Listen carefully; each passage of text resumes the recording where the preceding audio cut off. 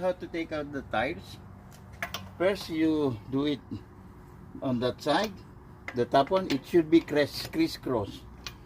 Should be the other side. It's okay. That's how easy it is. Then I have this tool. Then here, like,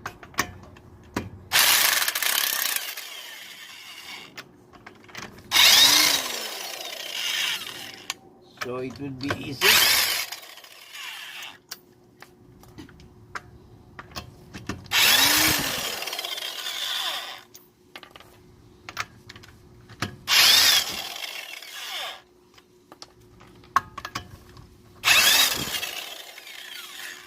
See, and then that's it.